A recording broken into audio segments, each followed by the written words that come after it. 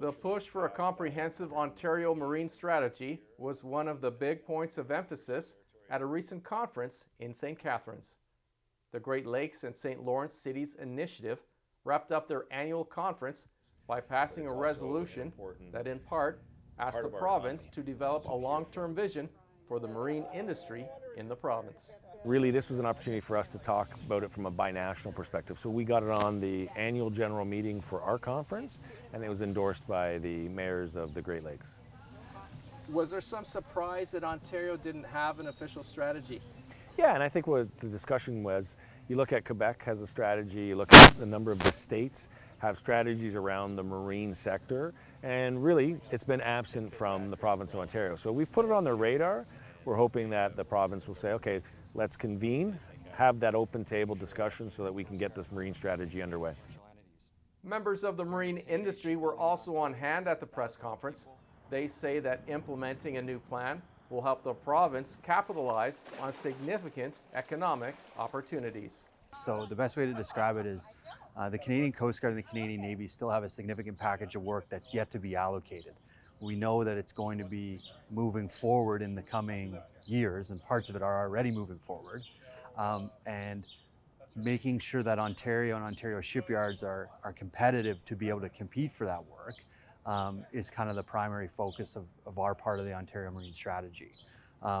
Other provinces have Ontario Marine or have marine strategies that have financial mechanisms and policies that incentivize shipbuilding activity, whether that be federal or provincial, and those are mechanisms and policies that we don't have here in Ontario. Does a lack of marine strategy in Ontario surprise you? It does. It does. Because the marine mode is so integral to Ontario's economy. I think it's been sort of understated for decades. We take it for granted. But when we see things like supply chain disruptions elsewhere in the world, it starts to, you realize how vital these intermodal and marine connections are to what we do. We have major industries that are completely reliant on the marine mode in Ontario. Has it been difficult for you to move that agenda forward as a business? It has been difficult. Often it's difficult because it's seen as a federal issue. Some provinces like Quebec have taken a more active role in their marine strategy. Ontario historically has not. And we think it's a good time for Ontario to prioritize the marine mode and to put us on a level playing field with some of the other regions in the Great Lakes who've done so at the state or provincial level. Similar resolutions were passed earlier at city councils in St. Catharines and Port Colborne. The St. Lawrence Seaway and the Great Lakes bring to Canada as far as economic stability. As we learned yesterday, it would be the third largest economy in the world if the St. Lawrence and Great Lakes was an economy in itself with the shipping industry.